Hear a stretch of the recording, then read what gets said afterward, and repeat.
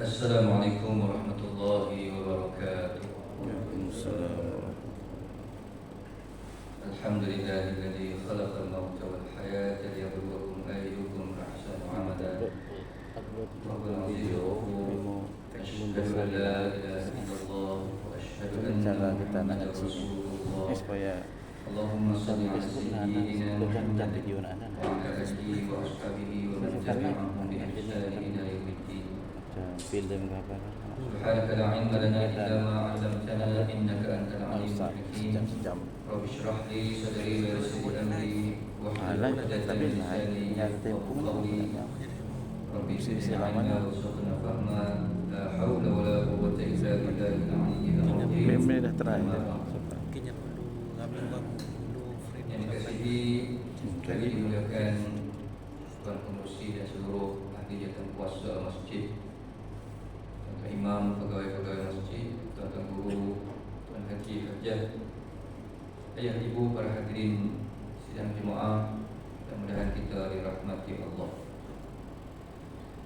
Alhamdulillah, setinggi-tinggi kesyukuran kita rafahkan kehadrat Allah pada pagi ini dengan izinnya dua dapat kita bersama-sama diberi rezeki, diberi nikmat yang cukup besar, hadir untuk solat subuh berjemaah dan melapangkan sedikit masa untuk duduk di dalam majlis ilmu yang merupakan taman-taman syurga. InsyaAllah tuan-tuan para hadirin, dengan kesempatan yang ada kita akan menyambung 20 golongan yang dibenci, yang dimusuhi oleh iblis laknatullah, sebagaimana yang kita baca pada pertemuan lalu berpandukan kitab Nasaihul Ibad yang dikarang disusun oleh Syekh Ibnu Hajar Al-Asqalani, kemudian disyarah oleh seorang ulama Nusantara, Syekh Muhammad Nawawi Al-Bantani. Kam a'da'uka min ummati, Nabi bertanya kepada iblis, berapakah musuhmu di kalangan umatku? Lalu iblis menjawab, Ashruna nafaran, ada 20 kumpulan, 20 golongan. Yang pertama Nabi sendiri seperti yang kita dah bincang. Yang kedua orang alim yang mengamalkan ilmunya. Yang ketiga orang yang menghafal Quran dan mengamalkan isi kandungnya. Yang keempat wal muazzin, orang yang melaunkan azan atau kita panggil Bilal. Yang kelima wa muhibbul fuqara wal masakin wal yatama, orang yang kasih prihatin kepada golongan fakir, miskin dan anak yatim. Yang keenam wazul qalbin rahim, orang yang mempunyai hati yang penyayang, rahim. Wal mutawadhi'u lil haq, yang ketujuh orang yang tawadhu, yang merendah diri. Jadi pagi ini insyaAllah kita akan sambung poin yang ke-8. Wasyabun nasya'a fi ta'atillah, golongan yang menjadi sasaran musuh iblis laknatullah. Wasyabun, anak muda, kita sebut syabab, kalau jamak ni syabab, yang membesar dalam keadaan taat kepada Allah. Ini sangat dimusuhi, anti iblis. Anak-anak muda yang dididik, yang dibentuk, yang diacu supaya hidup beragama, supaya hidup berjiwa agama, jaga solat, baca Quran, belajar Quran, hafal Quran. Dan sememangnya tuan-tuan para hadirin, kita akui bahawa anak muda ni aset agama. Untuk melihat 20-30 tahun apa yang akan terjadi pada negara kita, maka lihatlah anak mudanya pada zaman kita sekarang. Mereka yang akan mencorak, mereka yang akan mengambil tampuk kepimpinan, mereka yang akan mengisi jawatan-jawatan, posisi-posisi penting dalam kerajaan, dalam swasta, dalam segenap sektor. Maka sebab itu kita sangat perlu memberi perhatian kepada anak-anak muda agar mereka membesar fi ta'atillah, dalam keadaan mentaati Allah. Baru-baru ni saya dijemput untuk mengisi satu slot motivasi di Semenanjung. Nama tempat tu Gopik. Ada Murni Camp. Pihak masjid, Masjid Khairiyah Kampung Kepayang, dia jemput saya. Dia kata kami ada buat program bersama anak-anak Korea yang terdiri di sekitar umur 16-17 tahun. Dia kata 4, dia kata 5. Hampir dekat 20 orang lebih. Pihak masjid bawa budak-budak ni, anak Korea semuanya tuan-tuan. 3 hari 2 malam berkampung di camp tersebut di Gopik. Diberi pengisian-pengisian rohani, macam-macam lah. Saya pun tanyalah, sebab pengurusi masjidnya pun datang juga pada program tersebut. Saya kata berapa peruntukan untuk habiskan 3 hari 2 malam ni kan? Dia kata dalam 10,000. Semuanya duit masjid. Masjid melaburkan duit sebanyak 10,000 demi untuk nak mendidik anak-anak Korea. Bawa dia orang pergi sono-sono 3 hari 2 malam, berkayak, kat situ ada sungai, outdoor, program-program lasak. Tapi yang penting pengisian rohani, tazkirah, motivasi, kesedaran. 3-4 masjid saya lihat di kawasan Ipoh, di sekitarnya itu alhamdulillah melabur 10,000. Bahkan Masjid An-Nur Ulu Kinta di Ipoh tu mendapat satu anugerah khas kerana berjaya menganjurkan kuliah remaja sebulan 2 kali. Sebab saya sendiri terlibat, itu yang tahu dia orang cerita dapat anugerah khas dia. Dinilai berbeza berbanding masjid-masjid lain, ada kuliah remaja sebulan 2 kali. Hari Ahad duha dikumpul budak-budak dalam 40-50 orang. Saya slot fardu ain, seorang lagi Ustaz Munawir slot motivasi. Ditaja makan, kemudian diorang buat kempen siapa datang solat subuh berjemaah diberi duit belanja sekolah dalam RM5 kurang kali. Banyak macam-macam usaha-usaha kreatif yang dibuat oleh pihak masjid, dan saya yakin tuan-tuan juga ke arah itu dan telah pun melakukan yang terbaik untuk anak-anak Korea kita, anak-anak muda, supaya mereka ini Masya Allah suatu hari nanti bila mengisi apa sahaja posisi dalam keadaan seorang yang menjaga solat, seorang yang menjaga batas-batas halal haram, seseorang yang tak terlibat dengan perkara-perkara mungkar.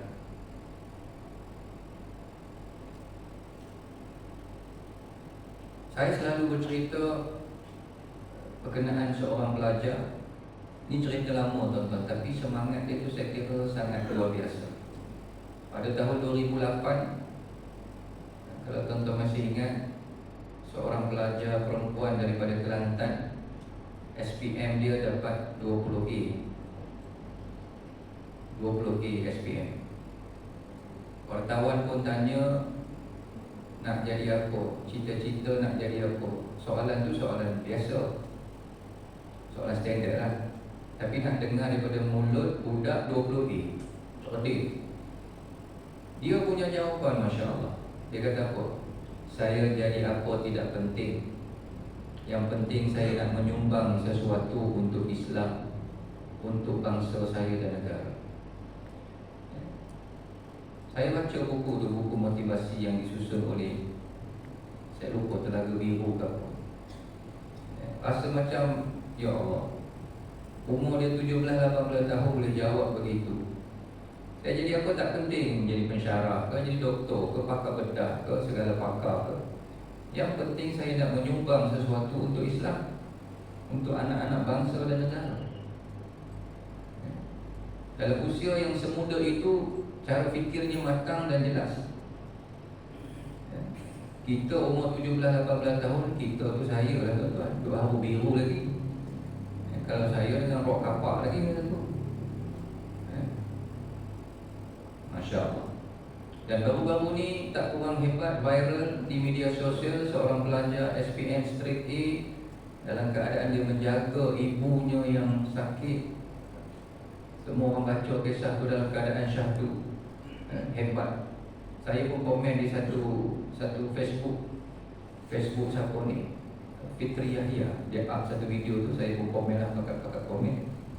Saya kata budak ni kalau tak dapat straight A pun memang dah A dah. Kalau tak dapat straight A pun memang A dah. Hebat jaga mak ni. Ini kan dah straight A.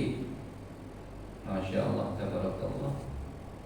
Sepatutnya ini diangkat menjadi ikon, bawa pusing sekolah-sekolah di serata Malaysia, bagi dia bercakap sikit, supaya orang ambil aura semangat. Ini yang sepatutnya ditunjukkan. Pelajar-pelajar cemerlang, pelajar-pelajar yang kedua-duanya duniawi dan ukhrawi, yang bukan sekadar akademik tapi ada adab dan akhlak. Ini yang perlu kita viralkan.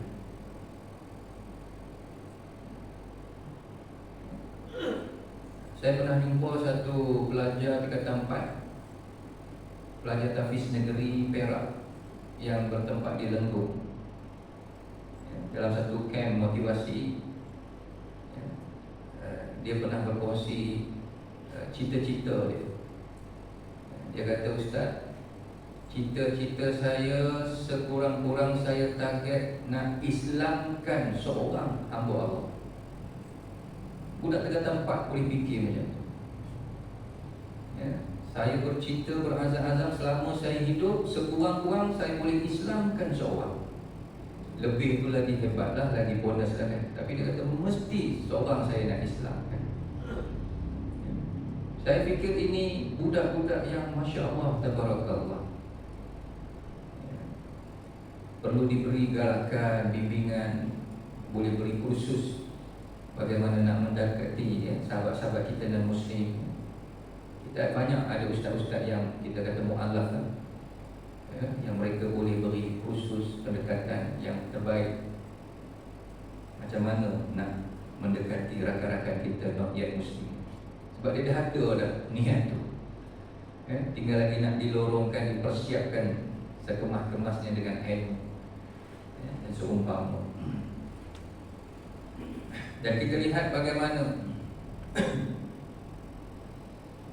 kisah 7 pemuda Ashabul Kahfi yang di zaman semua orang kufur, tiba-tiba muncul anak-anak muda. Ya, walaupun biasanya tuan-tuan kita ni kerja nak beli anak muda je, anak muda teruk, anak muda hilang arah tuju, anak muda macam-macam kita duk kutuk. Tetapi Quran membuktikan saat kebanyakan manusia menjadi kufur kepada Allah, termasuk orang tua minta maaf sebut, 7 pemuda Ashabul Kahfi ini mempertahankan iman. Jadi kita perlu bersikap adil, jangan hanya tahu blame je, condemn. Bagaimana Sultan Muhammad Al-Fatih, satu nama yang sangat gah, berjaya menawan kota Konstantinopel pada umur 21 tahun, dalam keadaan tidak pernah meninggal qiyamul lail sejak dia balik. Tak pernah tinggal qiyamul lail, tak pernah miss walaupun sehari. Patutlah Allah beri kemenangan, patutlah Allah lorongkan kekuatan. Masya Allah, tabarakallah. Jadi anak-anak muda bukan hanya sekadar kita sogok dengan hiburan, apatah lagi yang namanya hiburan-hiburan melampau. Dan baru-baru ni kita merasa kesal, ada satu program konsert apa tak, dia duk bawa budaya LGBT, bercium lelaki sama lelaki atas pentas. Kita harap benda-benda macam ni jangan berulang. Tak salah kita berhibur, tapi berhiburlah sebagai orang yang berjiwa agama. Saya pun mungkin tuan-tuan maklum terlibat dengan kegiatan seni, buat lagu, dan terbaru kita launching satu lagu seminggu di channel Intim, lagu tema Sri Kandi Perempuan. Yang belum dengar, tuan-tuan cubalah ambil masa dengar, share dengan anak-anak perempuan kita khususnya. Khawlah Al-Azwar nama tajuk lagu, Khawlah Al-Azwar. Dalam kitab Futuhus Syam diceritakan Khawlah ni mendapat jolokan Khalid Al-Walid. Bayangkan dia perempuan, tapi kehandalannya bermain pedang, menunggang kuda, sampai orang tengok dia berperang tu macam Khalid Al-Walid. Khawlah Al-Azwar.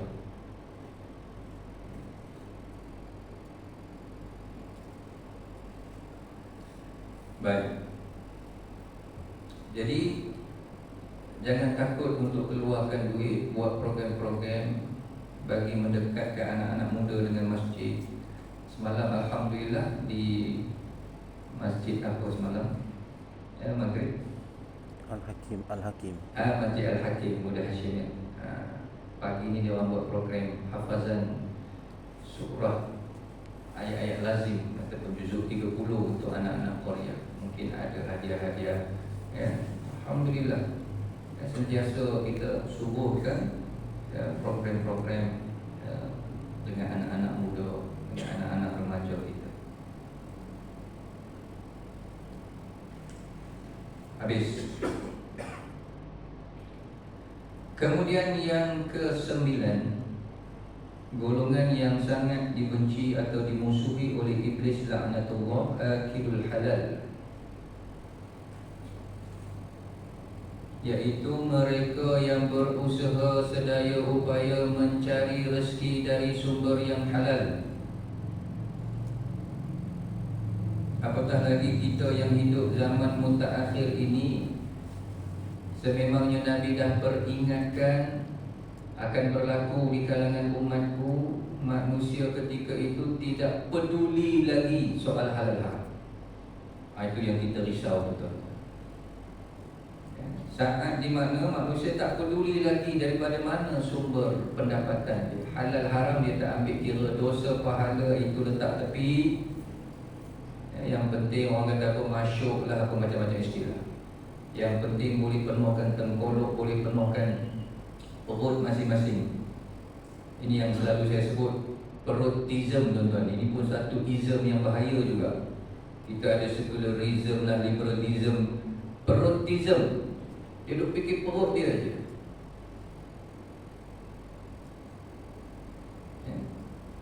Sampai kan tak peduli halal haram. Bukan masalah.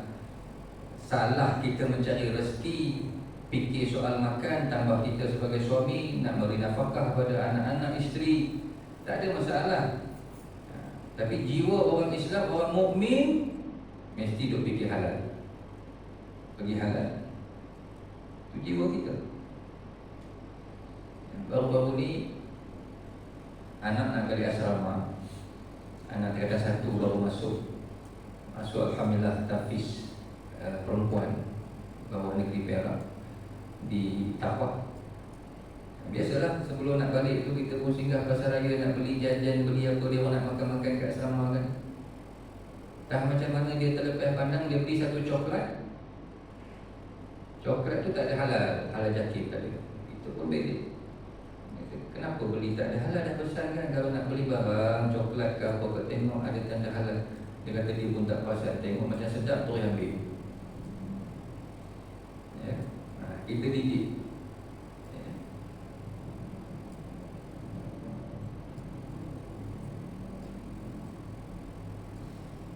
Jadi orang yang berusaha memastikan makanannya, sumber rezeki, sumber pendapatannya halal, ini memanglah sangat tidak disenangi oleh iblis.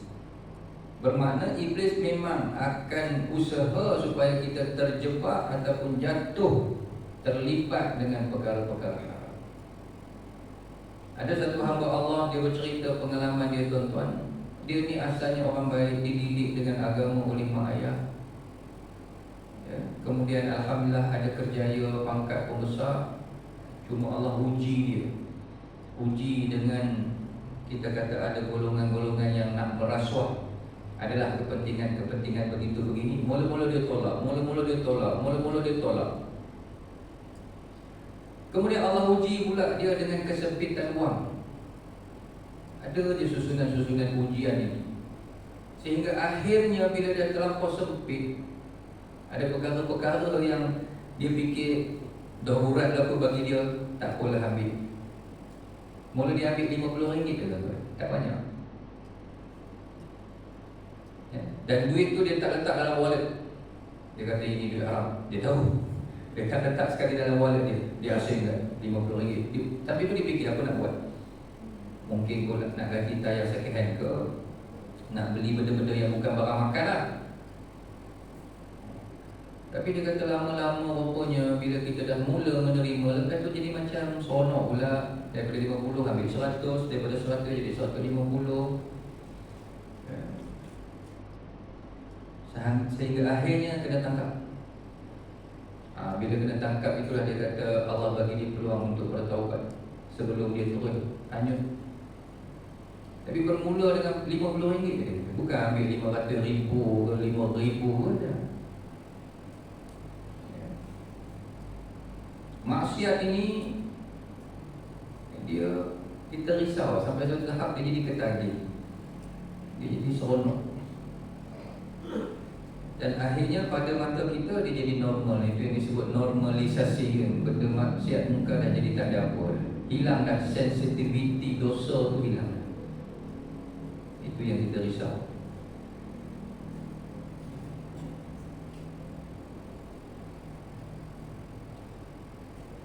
Maka justru itu Allah mewajibkan mencari rezeki yang halal itu fardu. Macam mana kita solat fardu, macam mana kita berpuasa di bulan Ramadan fardu, wajib. Mencari rezeki yang halal itu juga hukumnya wajib. Maknanya selama seorang suami, khususnya suami lah kita yang menjadi ketua keluarga, selama dia bekerja mencari rezeki, selama itu dia boleh pahala. Kerja tu jadi ibadah. Dia kata kerja tu ibadah, sebab mencari yang fardu itu wajib. Segala penat lelah dia tu boleh menggugurkan dosa, insya-Allah. Kita ni hidup dalam ibadah.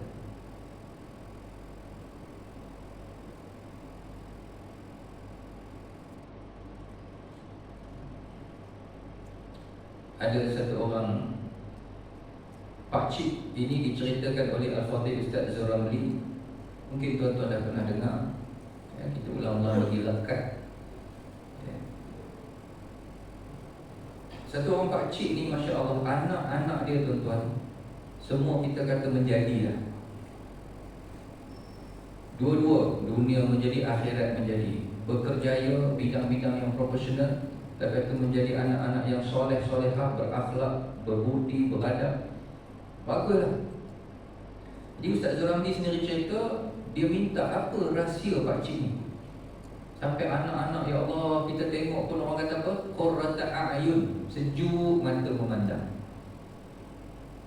Pakcik ni asalnya dia tak nak cerita. Dia kata, saya ni tak ada apa-apa amalan ya, ni orang-orang tawaduk ni susah nak kena congkir betul-betul. Saya tak ada apa lah Ustaz saya orang biasa-biasa. Jadi mana boleh tak ada apa-apa, ni mesti ada amalan-amalan yang hebat, boleh kongsi, sebarkan ilmu. Akhirnya dia pun kongsi lah. Dia kata, saya ni tukang kebun sekolah je, gaji masa tu RM800. Bila saya keluar daripada rumah pergi ke sekolah nak menjalankan tugas sebagai tukang kebun, saya letak niat majikan saya ialah Allah. Majikan saya Allah, bukan guru besar, bukan kementerian pendidikan, itu tak apa, itu nombor 2, nombor 3.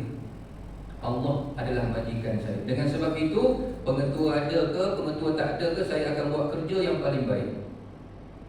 Saya akan persembahkan kerja saya kepada Allah, bukan kepada manusia. Jadi kalau manusia tak nampak waktu kita kerja, ialah bos kadang-kadang waktu kita kerja dia tak nampak, waktu kita tengah rehat-rehat dia nampak. Itu dia kata kita malas. Contohlah tak apalah, kita tak dapat anugerah cemerlang. Dan setiap kali dia dapat gaji, terus dia buat sujud syukur. Dan duit RM800 itu setiap helaian yang bila dia keluar daripada bank, katalah RM50, RM50, setiap sehelai dia cium. Dia cium, kemudian dia kata, "Ya Allah, terima kasih bagi aku duit ni. Dengan duit ni aku boleh beli susu anak, membesarkan anak." Dia ambil lagi selai, cium pula, "Ya Allah, terima kasih bagi duit ni. Dengan duit ni bila anak aku sakit boleh bawa pergi klinik." Dia cium lagi RM50. Begitulah sampai selesai 800. Sambil dia bercakap-cakap dengan Allah, menyatakan terima kasih, syukur. Masya Allah. Orang begini insya-Allah bila Allah sentiasa di hatinya, tak berani nak buat benda-benda haram. Dia kerja tukang kebun, Ustaz, mana buat benda haram pula? Haram kan ada dua, satu haram zati, satu haram aridi. Haram aridi ni yang kadang-kadang kita risau. Haram mendatang. Kerja tu halal, elok. Sebab tu macam mana Allah mencela orang meniaga. Meniaga tu bagus, tapi Allah cela, Allah mencelakakan. Bayangkan, sampai celaka. Wailul lil mutaffifin alladzina idza iktalu 'alan nasi yastawfun. Celakalah orang yang meniaga, yang mereka itu curang, menipu dalam timbangan. Jadi menipu itu haram, meniaga itu halal. Jadi tukang kebun memanglah kerja halal, tapi kalau medang tak datang, ponteng curi tulang, tak amanah itu haram. Itu sifat orang munafik, diberi amanah lalu dikhianati.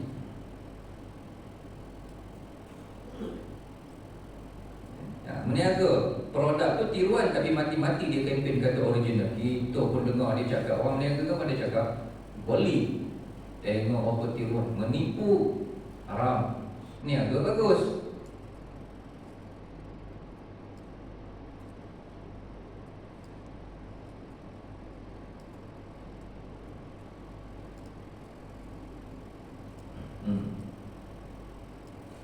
Jadi sebenarnya satu jihad mujahadah di zaman mutaakhir ni lah. Ya, orang tak peduli halal haram, tiba-tiba kita nak peduli. Stres juga kan? Takut kita terpengaruh, takut kita tak ada kekuatan untuk berdiri, jati diri. Minta maaf sebut tuan-tuan, pengalaman kita bersembang dengan jemaah-jemaah kita yang bahkan ahli keluarga kita pun ada yang jadi anggota polis. Kalau polis yang jujur ni kadang-kadang tak ada tempat. Kalau polis yang betul-betul nak berterang rasuah lah apa semua ni, ya Allah, bukan mudah. Banyak saya mendengar cerita-cerita daripada jemaah-jemaah kan. Ada yang kena tukar, ada yang payah nak naik pangkat. Ujian besar. Sedangkan kerja polis itu kerja yang sangat mulia. Amar ma'ruf nahi munkar. Ujian dia berat.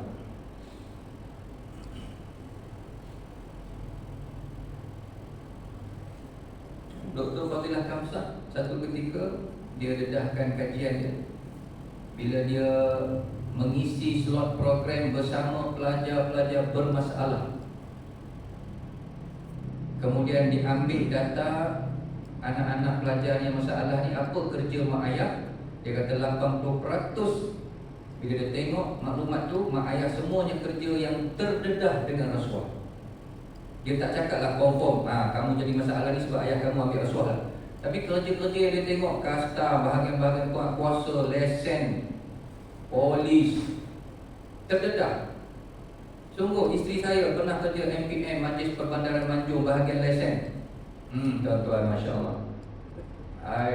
Bawah table, atas table, tepi table, macam-macam sogokan.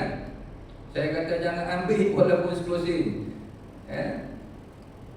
Alhamdulillah, memang dia pun jiwa macam tu. Alhamdulillah, senang cerita gitu kan. Siapa letak duit-duit sogokan, dia kata kalau tuan letak lagi, lepas ni memang kita blacklist tu dah. Buat macam tu je. Ada yang letak tu, sila keluar. Tu pintu keluar sekarang. Kita kena tegas. Tapi nak tegas tu pun kadang-kadang ialah ada risiko-risiko selepas tu. Akan ada tangan-tangan raib yang telefon lah itu macam-macam. Dia kata tak apa. Jangan takut tekanan manusia, takut tekanan Allah, takut tekanan malaikat munkar nakir dalam kubur nanti. Itu lagi dahsyat punya tekanan. Tekanan manusia ni bukan kata kita berani pula, tapi serah pada Allah, tawakal ila Allah.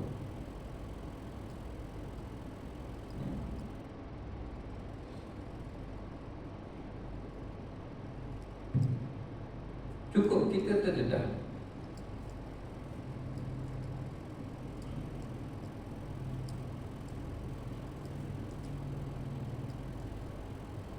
Habis. Berapa dah ni? Yang ke 10. Wasyabani mutahabbani fillah. Dua orang yang berkasih sayang kerana Allah. Ini kita boleh kait dengan satu lagi hadis yang sangat masyhur kan. 7 golongan yang akan mendapat naungan Arash, yang akan menjadi tetamu-tetamu VIP di sisi Allah, duduk di bawah kemah khas. Wa rajulani tahabba fillah ijtama'a alaihi wa tafarraqa alaihi. Dua orang yang berkasih sayang kerana Allah, mereka bertemu kerana Allah, berpisah kerana Allah. Ini kawan yang betul-betul sejati lah. Kita bukan berkawan rapat dengan dia sebab dia kaya, sebab dia ada pangkat besar. Kita pun ada niat-niat tersembunyi. Tapi kalau dia jatuh miskin bapa kerana kita pun tak pandang, nak minum kopi dengan dia pun tak ingin lah. Banyakkan persahabatan macam tu. Waktu dia ada pangkat semua rapat, dia orang kata mengampu semua. Tapi bila dia tak ada jawatan, minta maaf lah kau. Kita persahabatan kita begitu, ada kepentingan, kebendaan. Sebab itu bila orang kafir Mekah, pimpinan pembesar kafir Mekah datang jumpa Nabi, dan ketika itu di sekitar Nabi ada sahabat-sahabat yang memang golongan marhain, golongan miskin, orang kaya-kaya di kalangan orang kafir Mekah yang kata, "Hei Muhammad, kami datang ni nak dengar pasal Islam daripada mulut kamu. Tetapi kami tak selesa lah ada orang miskin-miskin ni, boleh halau tak?" Itu yang Allah turun dalam surah Kahfi, kita baca sama-sama. Ayat 28 tu, wala tuti' man alqalna qalbahu an zikrina.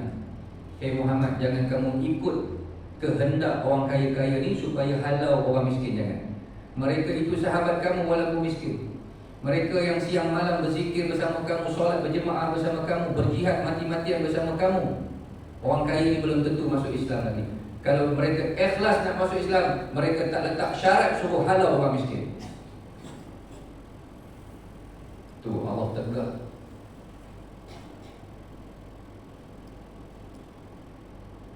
Bila kita bersahabat kerana Allah, apa jadi tuan-tuan?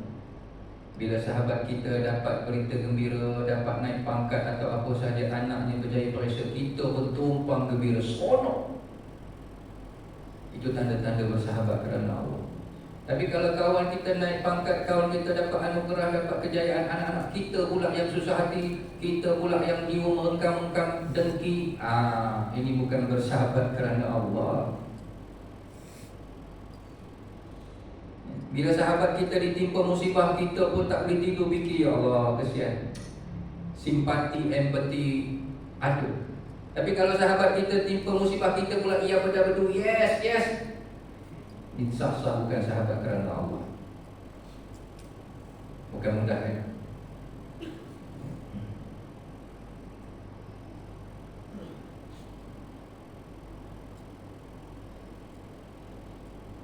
Sebab tu ada ungkapan, wallahu alam lah, kita boleh setuju ke tidak, pernah saya baca, dia kata, apa beza teman dan sahabat? Oh, dia saja nak main. Dia kata teman ini mereka yang selalu mendengar kisah suka duka kita. Tetapi sahabat adalah mereka yang bukan mendengar, mereka yang sama-sama melalui suka duka itu. Ada orang sekadar dengar je lah kan, dia jadi pendengar lah, pendengar setia, kita bercerita, meluahkan perasaan. Tapi sahabat adalah mereka yang sama-sama melalui jatuh bangun. Oh, itu sahabat.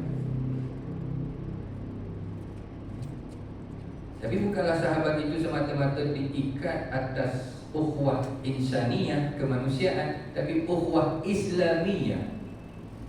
Kita ada dua ukhuwah kan, ukhuwah islamiyah, ukhuwah insaniyah.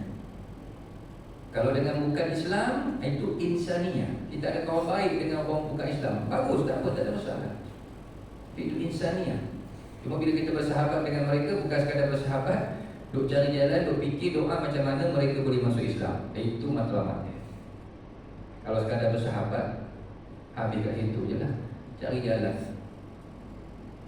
Kalau yang rapat sangat tu boleh buat sembahyang hajat, tuan-tuan. Sebut nama kawan-kawan kita yang Muslim tu. Sebut nama dalam doa kita, ya Allah, buka pintu hati mereka. Mereka dah jinak dah. Tinggal nak sebut kalimah syahadah.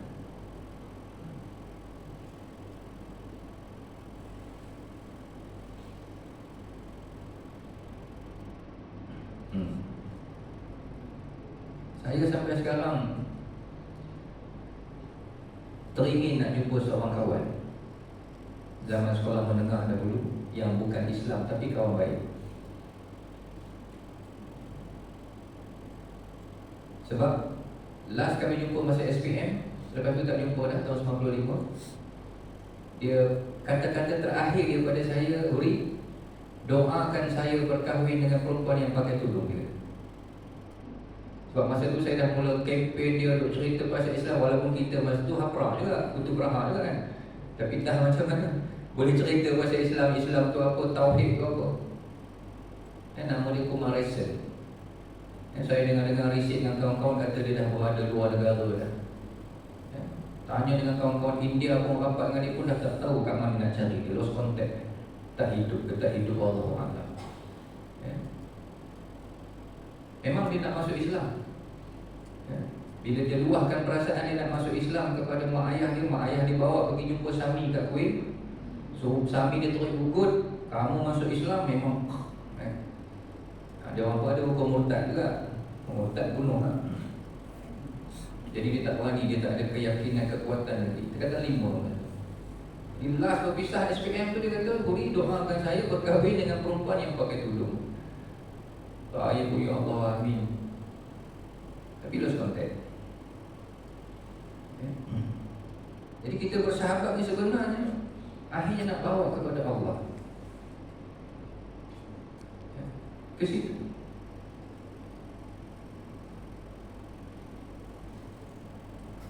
Sebab bila dia mengucap 2 kalimah syahadah, katalah mengucap 2 kalimah syahadah, lepas tu dia tak sembahyang apa semua, tak mengamalkan Islam, tak apa lagi lah dia ada tiket syahadah tu.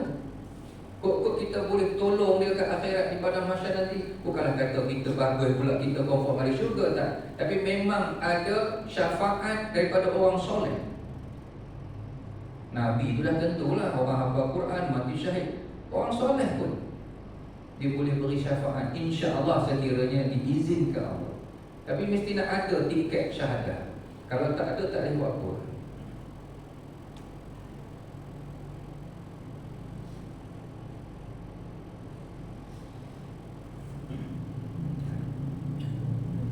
Kita buat reunion, kawan-kawan lama sekolah kan, hari raya ketiga set, okey jom reunion.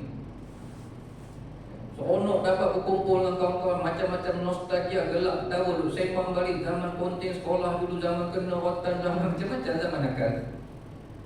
Tapi satu benda kita terbayang, alangkah indahnya suasana kita boleh berkumpul macam ni, kita ulangi balik di akhirat dalam syurga Allah.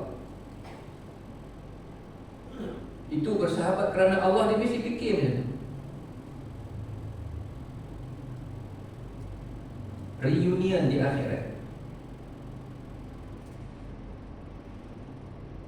Jadi kalau kita nak ulang balik suasana seronok ini, bergembira dengan kawan-kawan di akhirat, kenalah sama-sama kita pakat jaga sembahyang. Pesan gitulah.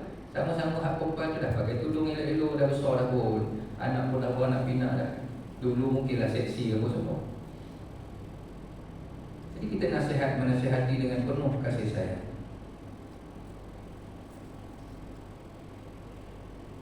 Saya dalam grup tu dia orang minta buat kelas online. Kawan-kawan sekolah kita tali dulu semua kan, sekolah menengah. Boleh buat kelas online. Kita pun sajalah aku kan ilmu pun sikit-sikit. Kau berdosa tau tak kongsi ilmu. Kita tak ada promote berseria pun kan. Jom ni aku nak buat kelas online ni. Korang ni semua jahil-jahil ni mari lah. Takkan macam tu pula kan. Berdosa tak kongsi ilmu, kena dah nak masuk dah perangkap.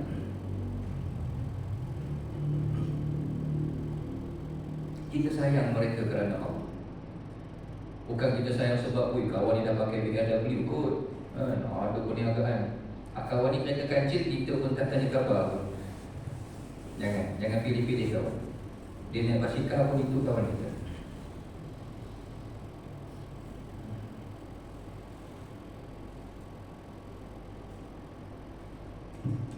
Habis.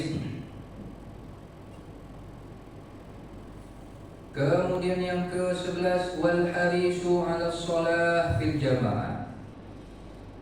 Iblis syaitan sangat tidak suka kalau ada di kalangan umat Nabi yang dalam kepala dia tak boleh berenggang dengan solat jemaah.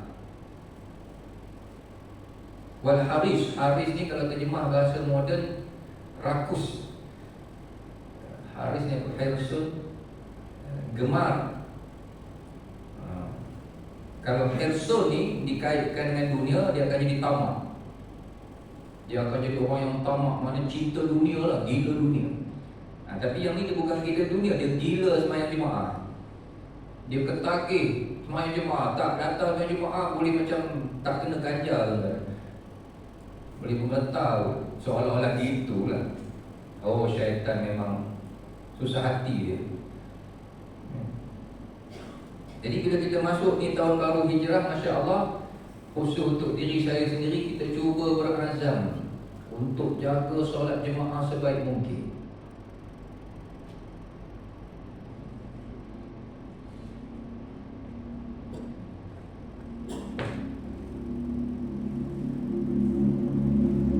Saya teringat bila cerita solat jemaah ni, rasanya ada satu artikel saya pernah simpan.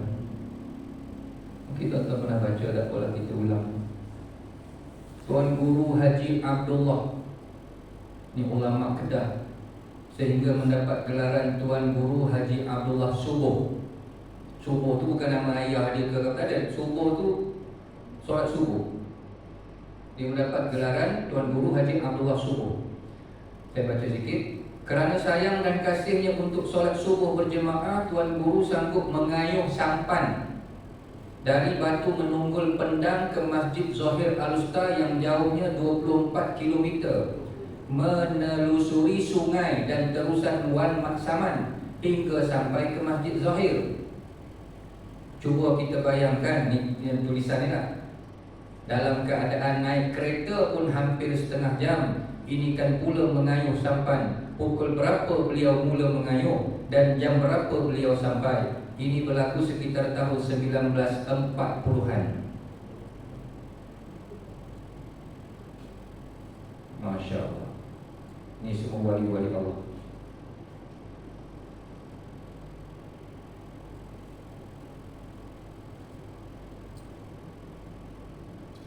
Kita hujan tu tak datang dah. Ada kereta 3-4 biji 24 km kayu sampai. Mau 3 pagi, 4 pagi dah bangun. Masya Allah, tabarakallah.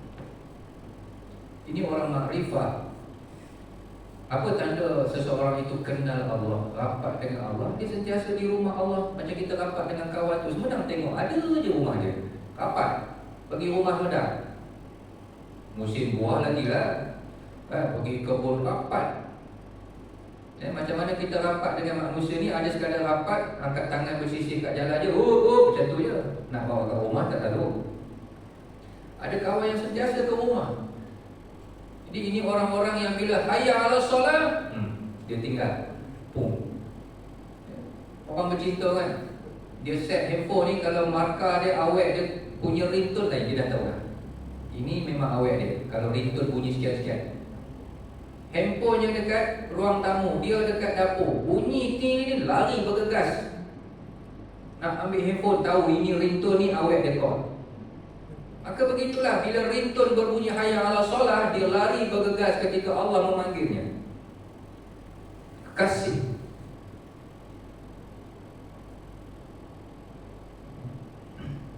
Itu baru betul cinta sejati kan? Jadi kita upgrade lah pelan-pelan. Tuan-tuan ada istiqamah, tak apa dah, alhamdulillah. Ni anak-anak kita macam mana.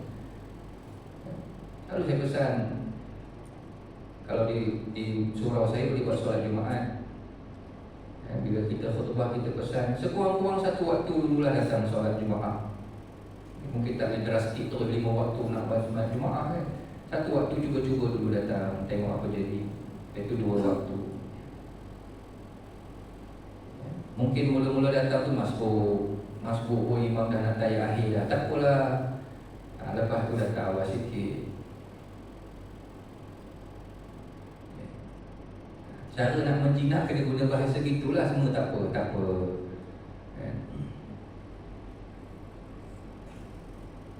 Dan ini juga termasuk dalam 7 golongan yang kita sebut tadi, mendapat naungan arash. Wa rajulun qalbuhu mu'allaqun fil masajid, lelaki yang hatinya sentiasa terpaut dengan masjid.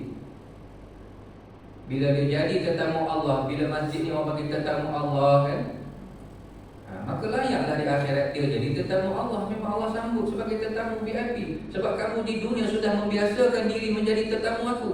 Aku dah kenal dah mana tetamu-tetamu aku. Sebab tu kita datang ke masjid yang Allah beri sedikit kekuatan boleh datang masjid ni tuan-tuan. Pedulikan orang nak sanjung ke, orang nak puji, bukan itu kita nak. Aku nak duduk bawah naungan arash, aku bukan nak puji yang manusia. Itu cara kita nak elak supaya jangan ujub, jangan riak. Kita yang boleh datang sembahyang jemaah jangan pandang lekeh orang yang tak datang sembahyang jemaah. Sebab ini kita tarik orang, kasihan mereka doakan. Sebab tu ada seorang ustaz dia kata apa? Ketika dia ditanya, "Ustaz, apakah ciri-ciri ahli sunnah wal jamaah?" Kan sekarang ni macam-macam firqah, macam-macam fahaman, Syiah, liberal, Wahabi, macam kan. Apakah ciri-ciri ahli sunnah wal jamaah? Dia sebut banyaklah, tapi dia kata yang paling penting ciri-ciri ahli sunnah wal jamaah ialah menarik kumpulan-kumpulan yang tersasar supaya jadi ahli sunnah wal jamaah.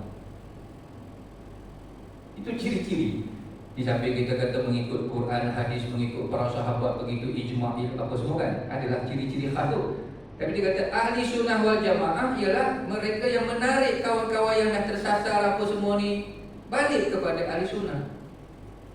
Bukan sekadar hentam tu satu hal lah. Mungkin perbahasan ilmu untuk kita menjelaskan ini batas-batas sesatnya. Maka begitulah. Kita yang dah boleh solat jemaah ni alhamdulillah, syukur. Dan kita melihat kawan-kawan kita yang belum lagi itu dengan pelihatan positif, optimis, insya-Allah mudah-mudahan mereka juga nanti akan. Sebab kita dulu pun tak macam tu, sama je. Kita dulu pun sama je, tiba-tiba dah boleh solat jemaah, tengok orang lain pun dah sebelah mata je, jangan. Jadi satu kemuliaan Allah beri kepada mereka yang banyak lagi lah tuan-tuan cerita daripada yang kita baca tadi. Tuan Guru Haji Abdullah Subuh ni banyak lagi. Video sekarang pun ada yang satu hamba Allah OKU jalan mengesot-ngesot kan, datang juga solat jemaah.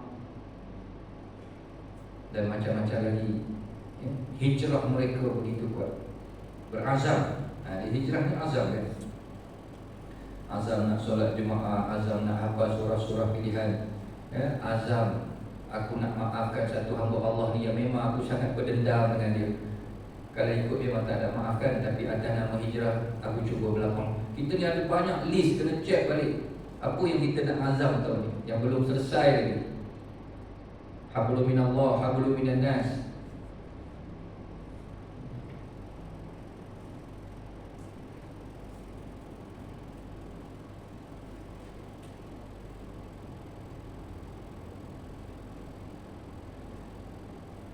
Baik. Kemudian yang ke 12. Nak berhenti ke sambung? Keletih lah. Saya ikut tuan-tuan je, saya sambil nawal tuan. Tuan-tuan kita berhenti, tuan-tuan kita sambung yang jelas. Ya? Lagi. Betul? Bukan cobaan. Ini betul-betul ya? Lah ya tuan-tuan. Walladhi yusalli bil-lail wan-nasi niyam. Ini pun berkaitan, masya-Allah. Mereka yang dibenci oleh iblis, siapa dia? Hamba-hamba Allah yang bangun di tengah malam melakukan qiyamul lail, wan nasu niyam, di saat manusia lena di kulit intan, ya, tidur, qiyamul lail. Secara ringkas ni tuan-tuan, qiyamul lail ini bermula lepas Isyak. Walaupun malam dalam Islam maghrib dah kira malam, tapi untuk dapat fadilat qiyamul lail dia bermula lepas Isyak. Kalau kami di Semenanjung, katalah pukul 9 tu dah mula fadilat qiyamul lail. 9 sampai 12 tengah malam, kita selalu ulang kan. Itu fasa pertama. Lepas tu 12 malam sampai 3 pagi fasa kedua. Pukul 3 pagi sampai subuh, itu fasa yang terbaik. Gangsa, perak, emas. Dan siapa yang layak disebut sebagai members ahli qiyamul lail, dia akan masuk dalam golongan, kalau di padang mahsyar tu seandainya Allah kumpulkan ahli qiyamul lail ni satu tempat, dia layak masuk dalam kumpulan itu. Macam mana nak kira? Kiraannya ialah seminggu 7 hari dia mesti bangun malam sekurang-kurang minimal 4 malam. Itu sudah melayakkan dia jadi ahli qiyamul lail. Hari Isnin dia bangun qiyamul lail, Selasa tak bangun, memang tidur baiknya, subuh dia bangun. Hari Rabu dia bangun qiyamul lail, Khamis dia bangun qiyamul lail, Jumaat tak bangun, Sabtu tak bangun, Ahad bangun. Dikira-kira 4 hari dia berjaya bangun qiyamul lail, dia layak. Dia bukanlah maksud tiap-tiap malam qiyamul lail baru ahli dah. Minimal 4, 5 hari, 6 hari seminggu. Jadi kalau dalam seminggu dia hanya mampu bangun 3 malam sahaja, 4 malam lagi tidur mengolong, dia belum layak lah, walaupun bagus dah bangun tu. Tapi untuk jadi members belum lagi. Dia mesti lebih 4, bukan 3. Sama ada dia bangun dengan solat sunat, sama ada dia bangun dengan membaca Quran. Imam Syafi'i pernah berqiyamul lail, bukan solat, bukan baca Quran, dia sibuk mentelaah kitab, mencari jawapan-jawapan nak buat fatwa sampai subuh, macam-macam kitab di biliknya. Jadi pada hari itu dia kata, itulah qiyamul lail aku. Yang istighfar, yang selawat, itulah.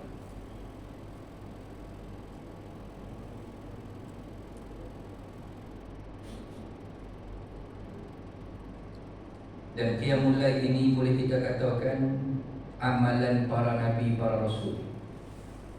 Mereka adalah ahli ibadah, abid. Jadi kita ni tak mungkin nak menjadi rasul, tak mungkin nak menjadi nabi, tapi kita boleh buat amalan-amalan para rasul.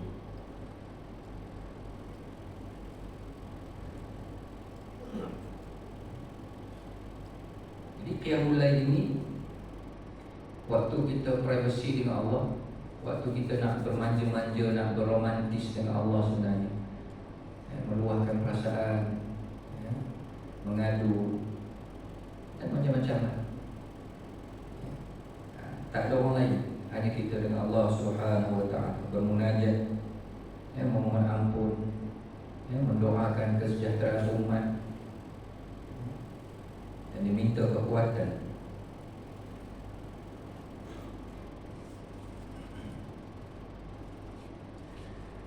Baik. Sebab itu kalau kita ada hajat-hajat nak minta orang doa kan kita kalau jumpa tok guru, jumpa orang-orang alim, orang soleh, siapa lagi yang kalau kita ada masalah, anak sakit ke, anak nak periksa ke, nak minta siapa tolong doa. Kalau kita tak jumpa tok guru lah kan, cari orang yang rajin solat berjemaah, kita tengok tak pernah tinggal, dan orang yang kita dengar dia ni rajin qiyamul lail, pergi jumpa dia. Walaupun dia mungkin orang biasa-biasa, bukan orang alim, bukan tok guru, tapi hak tu dia jaga. Datang masjid subuh dia dah iktikaf dah. Minta dia tolong doakan. Ya, anak saya nak periksa ni, tuan berdoa lah. Jadi saya bukan orang biasa-biasa dah. Tuan orang luar biasa sebenarnya.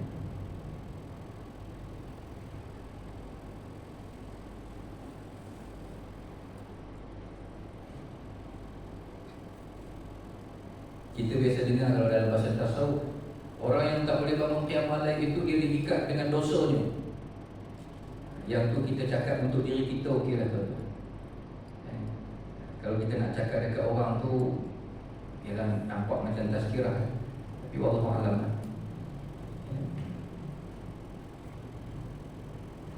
Untuk muhasabah diri kita, kita cakap aku tak boleh bangun qiyamul lail sebab dosa aku lah ni. Okey lah. Kamu tu tak bangun qiyamul lail sebab kamu tu banyak dosa. Kita cakap ke orang macam tu. Benda betul yang tapi agak kasar aku approach dia. Kita tu apa tu? Melainkan dia minta, aku ni kenapa tak boleh bangun qiyamul lail? Entahlah, aku pun tak tahu. Tapi kalau kita baca kitab-kitab tu, kemungkinan lah sebab dosa. Okey lah kan. Ada setengah tu sebab makan banyak sangat sampai susah lah nak bangun tengah malam. Banyak faktor, salah satunya mungkin dosa. Tapi untuk kita arahkan ayat itu kepada orang, nampak macam tak berapa cantik lah. Untuk kita sendiri, aku malam miss qiyamul lail, Allah dosa lah, banyak dosa ya Allah. Mungkin dosa dengan mak ayah, mungkin dosa dengan pasangan, dosa dengan jiran.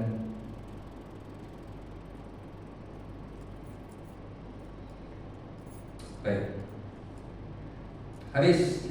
Jadi seperti yang dijanjikan, poin yang ke-12 itu poin yang terakhir. Jadi kita menepati janji. InsyaAllah, mudah-mudahan yang tak faham bertambah faham. Tuan-tuan doakan saya.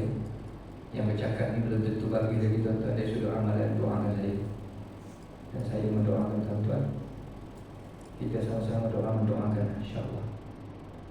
Mudah-mudahan Allah beri kita kekuatan hijrah 1445 ini lebih baik daripada tahun-tahun yang lalu, insya-Allah.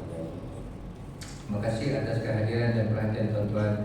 Terima kasih kepada pihak masjid yang sentiasa sudi memberi laluan untuk kita berukhuwah pada pagi ini. Mohon maaf pasti ada kekurangan dan kekasaran. Seperti biasa, kehadiran saya di Sarawak ini disusun oleh NGO Kritis, orang kuatnya Dr. Azman, tuan-tuan perlu tahu kekanda saya. Jadi ada bawa tabung nampaknya dekat pintu tu. Tuan-tuan yang ada lebihan rezeki, insyaAllah boleh menyumbang seikhlas yang mungkin untuk melancarkan rancangan-rancangan gerak kerja yang diusahakan oleh pihak NGO Kritis. Yang kita sedang usaha membangunkan sebuah pondok madrasah di Matang yang di Kampung Reban. Kampung Reban Samarahan pun alhamdulillah dah semakin baik, dan kerja-kerja kebajikan pun insyaAllah kita usahakan. Jadi mana tahu dengan sumbangan kita, ada anak-anak yatim yang boleh mengukir senyuman, ada ibu-ibu tunggal yang seronok dengan sumbangan-sumbangan kita, dan mereka mendoakan kita, ada barakah.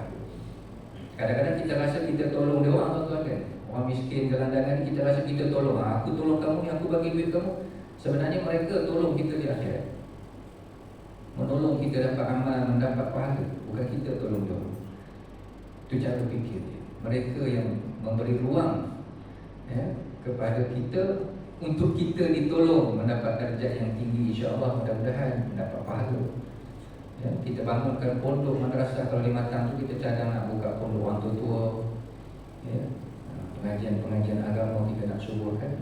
Tuan-tuan yang ada kepakaran, ada apa sahaja pengalaman, bolehlah sembang-sembang, tanya khabar NGO Kritis sama Dr. Hasman kita, insyaAllah. Alhamdulillah, kita akhiri dengan sama-sama membaca tasbih kafarah dan surah An-Nas. Subhanallah.